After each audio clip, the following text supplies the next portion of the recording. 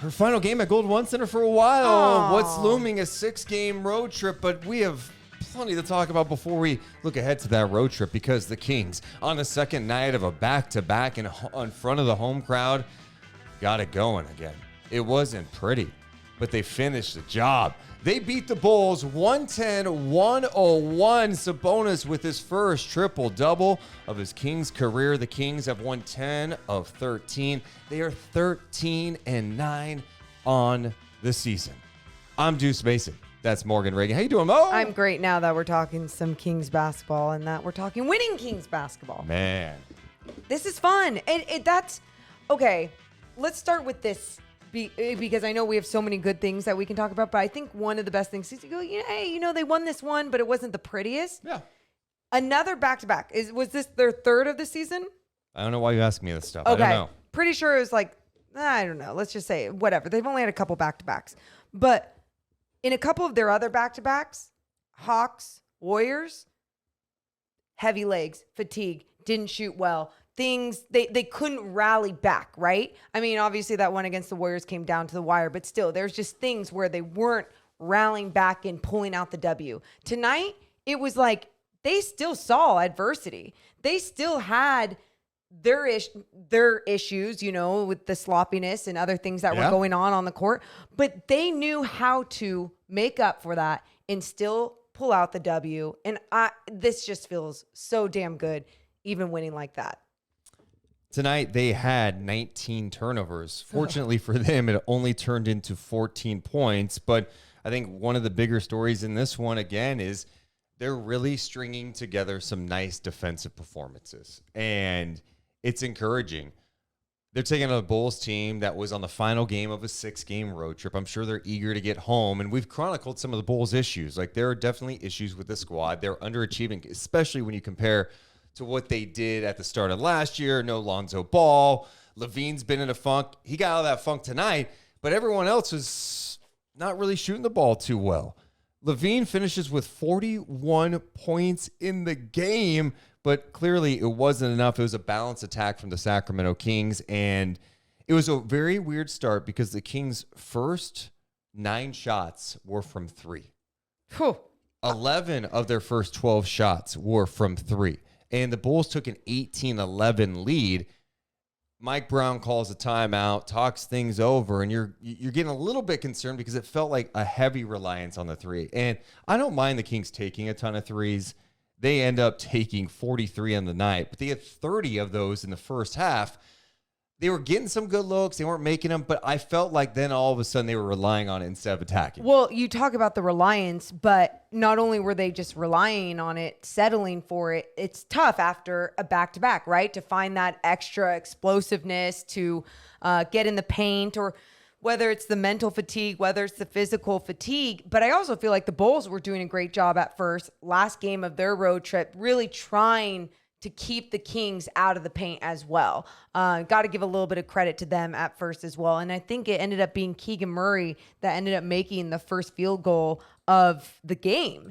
And it was just like a quick little pump fake, and he drove in, had that easy 2, wherever that was. It was early on in the game, but it was great to see them when they started to get things going again. They were like, oh yeah, we got to get more paint touches. Oh yeah, these little sloppy passes that we're making, they're not going to fly the rest of this game. No, and they got away with some tonight. The Bulls didn't make them pay, but at the same time, the Kings defense stepped up tonight. And I thought that really started from the get-go. I thought Keegan had some nice defensive plays again tonight. Keegan's really starting to build on it. All of a sudden, you're seeing this rookie who's been in a funk, had that nice game yesterday in the Los Angeles against the Clippers where he finally found some rhythm with a shot. Tonight has 11 points, but he made some plays defensively. One of my favorite plays of the night is when the Kings turned it over, DeRozan attacking, Keegan Murray with the block shot leads to a bucket on the other end. And it was such a tremendous defensive play by Keegan Murray that was super encouraging, but it started in the second quarter. The Kings forced 3 turnovers at the beginning of the second quarter and got it going. And again, who are we talking about? We're talking about Malik Monk. This guy has been so important for this team. One of their most important players. you talk about second night of back-to-back. Maybe the energy's not there. Okay, a little bit of a sluggish start. So you go to your bench guy. Malik Monk comes in. It's like, okay, I'm going to make things happen. And he made things happen right away. He was wreaking havoc out there. He was. And it wasn't just with his scoring. Obviously, you saw what he was doing defensively, just being super active, super energetic. But then scoring was going well for him, but also finding the open man. He ended the game with 5 assists, but he had that one, I believe it was earlier on, I forget when it was, but it was, they were in transition and he sees De'Aaron flaring out on the left, and he has that wraparound pass, like around the defender, but it goes back to the 3-point line to De'Aaron for a 3-point shot. And it was just this sexy, necessary pass that actually worked out, and it was so dead on. And I just appreciate not only him executing basketball at a high level, but he's doing it at a fun level too. I mean, you mentioned that one. That wasn't even my favorite one. That was a really nice one. It was a no-look feed he had to Chimeze Metu. Yep. That was awesome. Here's how that sounded, Morgan, with G-Man on the call. You want that? Kings have Monk from Fox. Drives in the paint. No look pass inside to Metu. And Chimeze gets the dunk. You won't find a better assist than the one we just witnessed right there from Malik Monk to Chimeze Metu. That was pretty sweet. It was. But that's the energy he's provided. And the fact that you can go to your bench and consistently expect some sort of juice from Malik Monk, it's been great. He had 20 points in this game, and he was very active for Sacramento. I'm looking at the other numbers, too. You mentioned the 5 assists. He was credited with 2 steals. At one point, they said he had 4, but they adjusted that at halftime. He was great. And he, there was a couple of plays in the second half in that third quarter stint that weren't great. That was their worst quarter by far. Yeah. But they fought through it. And this is what I really enjoy about this team, that even when other guys are struggling, for example, De'Aaron Fox in a little bit of a funk. Okay. Are you going to still find a way to impact? You do. Kevin Huerter cannot make a 3 right now to save his life. Kevin Huerter was 1 of 11 from 3, 5 of 18 overall shooting, but he's still finding a way to make plays and impact the game. Will Z, our guy, sent us over a stat. His 3-point shooting slump is now 4 of 31 over the last 5 games.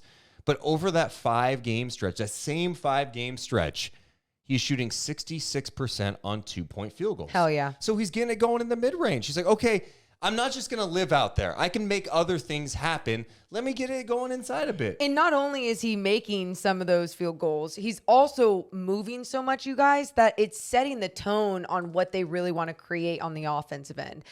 Whether it's guys having to chase around a screen or a dribble handoff from Sabonis, even if Sabonis isn't getting to him in that 2-man game, it's still creating so many other guys to have to put their head on a swivel, be in help, and make sure that Kevin Huerter isn't going to be able to move throughout the paint. So is that skip pass open? And it's just his movement alone has become a threat on the court. And that's what I love to see from him as well. I also just like seeing a team win in a variety of ways. I think there's some concern from people out there like, oh, does this team have to score like 120, 130 every night to win games? Well, the last couple of games against an undermanned Clippers team, they didn't have to. They held them under 100 points. Today, against a Bulls team that does have firepower, even though they're off to a 9-14 start now, they hold them to 101 points. And that's why you start looking at the overall numbers. And through this stretch where the Kings are 13-9 in the season, the numbers are jumping up. They're 4th in offensive rating in the NBA. And now after tonight, their defensive rating has jumped up to 16th in the NBA.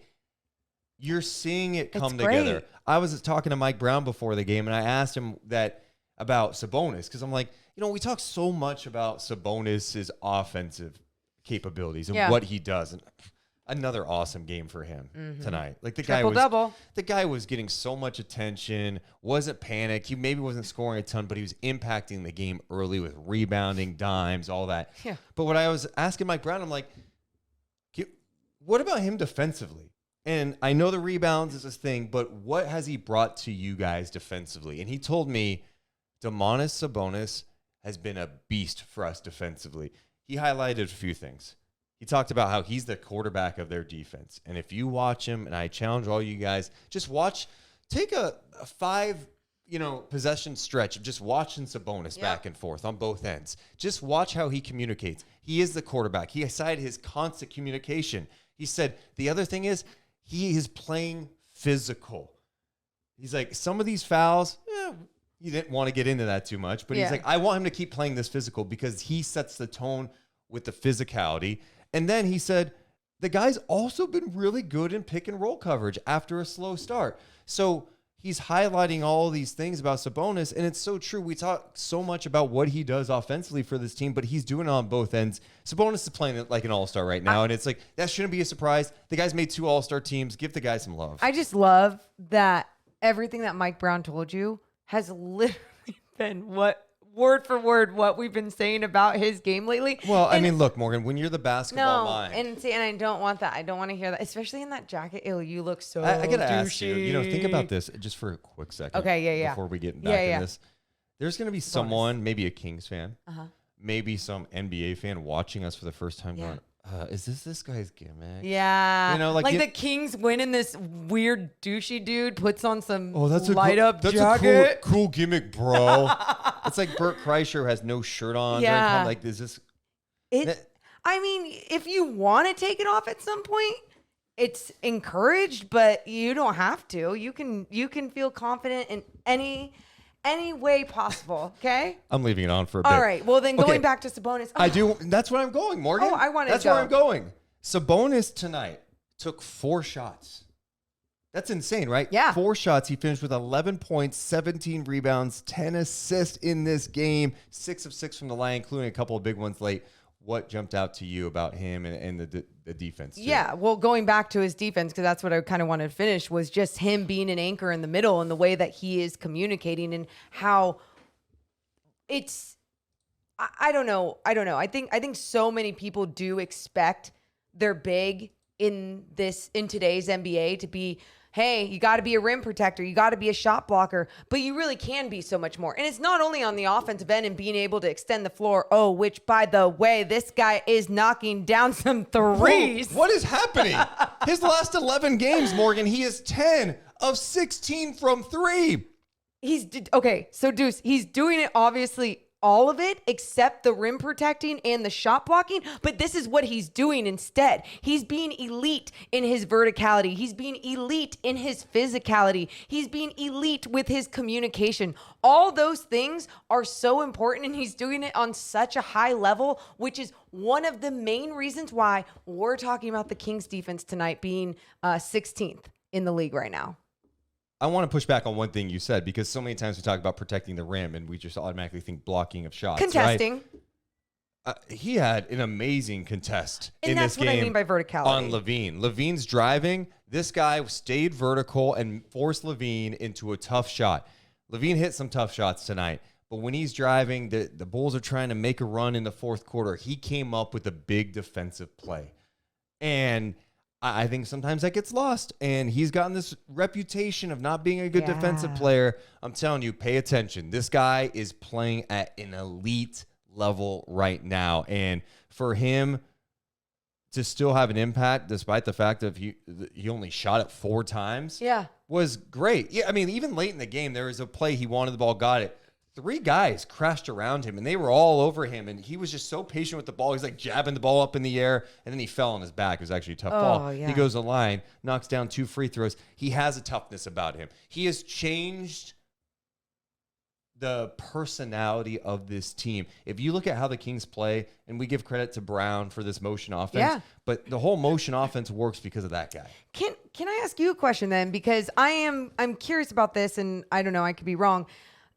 Are national people talking? You know how people, especially national media, were talking about Tyrese Halliburton and the impact he was making with the Pacers, and he has been. Obviously, they've lost a couple now, whatever. But Tyrese is still playing at a very high level, and then everyone has to talk about the trade and then shit on the Kings. Yeah. But with Sabonis, I feel like his impact on the floor in doing it consistently hasn't really been talked about, and there hasn't been a light shined on it a lot, and they're winning. I don't know. It's just something I've noticed. And is it because it's a big in this league? What is it? Something like that?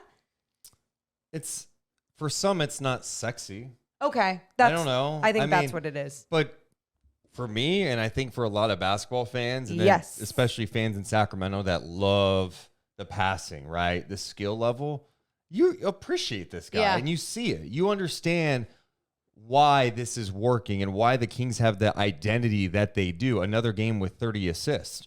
And Sabonis is averaging like 6+ assists a game. The guy has been incredible with his passing, and it's everything. He's been the total package this year. And I got to be honest, I think the thing I'm most impressed with is the defense by him. I'm with you. I'm not surprised when he has a big rebounding night. I'm not surprised when he's dropping dimes or scoring. But when I saw their game plan for how they were going to defend the pick and roll, I was like, Sabonis is going to hedge that hard on the pick and roll and be able to recover. I was nervous about it. He has handled it perfectly. I think it's one of the better stories, especially for the Kings. I agree. I think the fact that he's capable of hedging and moving his feet and laterally the way that he is fantastic. But then also we saw when they make those adjustments, depending on the matchup, and he's back in the drop coverage, he understands exactly where he needs to be. It's not like it's just. But he's also getting guys in position, That's too. what I'm saying. Yeah. He's just understanding so many things at a high level on the offensive end,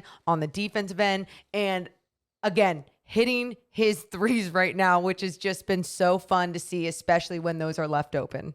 Barnes, I'm talking Sabonis, and then Keegan Murray, and I think because maybe he's young, he cares, he listens, it's every single time you are not seeing his arms come down. Chimezie Metu as well. That's a great point. I mean, that's where we go back to, would it be nice for the Kings to have some like elite shot blocker on this team? Yes, but they don't. So you can complain about it and you can make excuses, or you can find ways to encourage rim protection without blocking shots and playing the right way, rotating well. One of my favorite plays tonight was late in the game. DeRozan had the ball and they threw a double team at him. And I'm telling you, in previous years, when you see them throw a double team at a player to get the ball out of his hands, you get a little worried because there's no communication that leads to an open three. The Kings rotated so well on the play.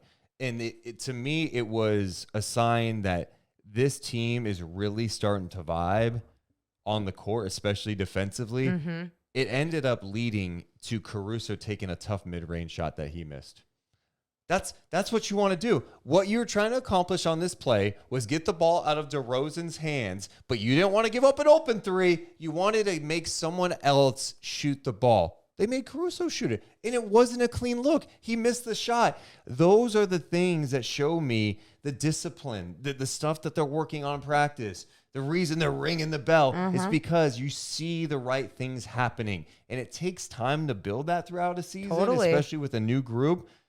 But this is what we wanted to see, is like, could Mike Brown take this Kings team that may not have household names defensively and make them a competitive defensive team? Get them to be average in the league. If you have a 16th rated defense throughout the year and a near top offense in the league, you are 100% making the playoffs. Yep. So I'm really encouraged by what I'm seeing on that end. And that's been such a bright spot.